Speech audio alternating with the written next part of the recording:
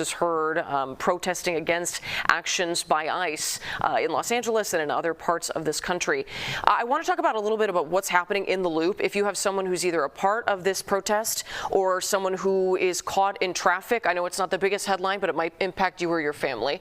There are several streets because of this march shut down as it continues to move. It's been tough to get buses through, CTA, lots of just many impacts. If you have anyone who's been down here or is trying to get home, it likely will be like that for some time as this group moves. But you do see, you don't see plainclothes, but you do see many police officers from CPD mixed into this crowd. No doubt they might be on that backside, so they're not necessarily at this side that we're seeing with Jermont's camera. But we have watched as, especially on bikes, these bike officers are ahead of the crowd, behind it, and also alongside it in order to provide some level of protection. Also, there you see CPD air support keeping an eye on this group.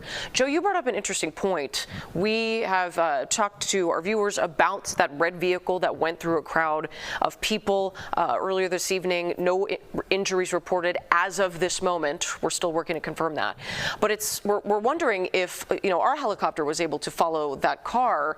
Curious if CPD had a resource that was also able to follow that car. Well, if you're just joining us, here is that video of the car blasting through the demonstrators and almost hitting a handful of them there, and then another one who was lucky to get out of the way, and then you'll see again a police officer here at the end tapping it, but the car was able to blast through. I think as we've watched this, the crowd has just gotten so large that it's become almost unmanageable for CPD, because in the early part of this demonstration, I would say around 3 or 4, part of this group passed right through our street side studio here at Dearborn and Washington, right at Daley Plaza.